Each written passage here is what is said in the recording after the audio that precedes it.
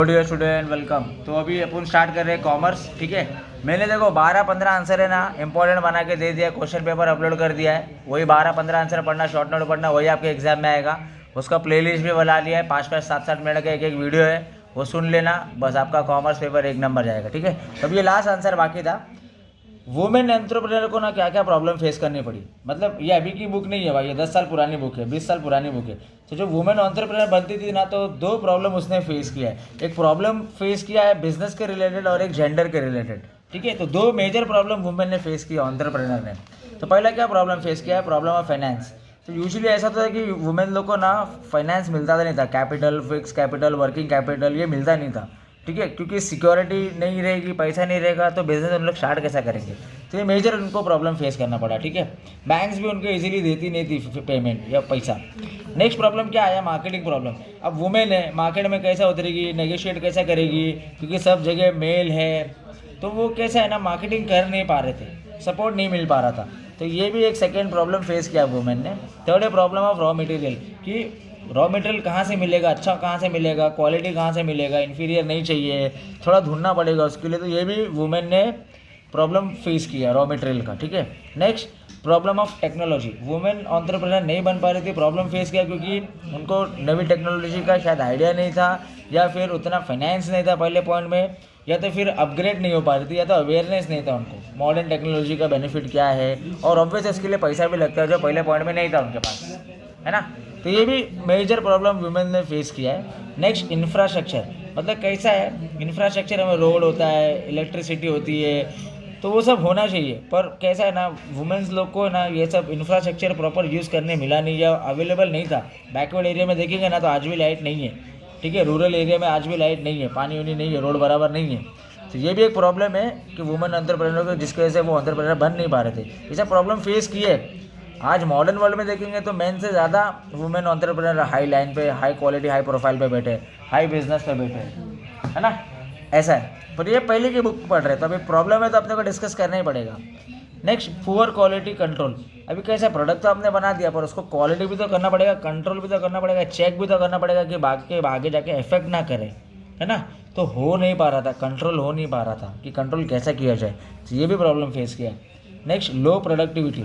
अभी कैसा लेबर है, एक का कैपेसिटी है समझो 10 फाइल 20 फाइल कंप्लीट करना, अब वो है कि 3-4 फाइल करके घर चले जा रहा था। तो जो एक बंदा या से आउटपुट निकालना है ना, वो कैसा है, मेल ऐसे दिखाया आंसर में कि मेल बराबर निकाल पा रहा था, फीमेल नहीं निकाल पा रही थी। तो ये अभी कैसा है, अभी के लिए तो डिसएग्री है, पर अपने को मेंशन करना पड़ेगा कि जो वुमेन है वो प्रोडक्टिविटी निकाल नहीं पा रही थी मेन से, कि उनको चिल्लाना कि बराबर काम करो, ज़्यादा रिजल्ट आना चाहिए, आउटपुट ज़्यादा आना चाहिए, एफिशिएंसी होनी चाहिए, ऐसा। और क्या था, प्रोफेशनल मैनेजमेंट में भी नहीं था। जैसे पुरानी टेक्नोलॉजी इस्तेमाल कर रहे, प्रॉफिट ज़्यादा हो नहीं रहा था, रिस्पॉन्सिबिलिटी पूरी फुलफिल नहीं कर पा रहे थे, एम्प्लॉयज़ पे फोकस नहीं था। तो ये major problem 8 problem business related था जो वुमेन ने फेस किया।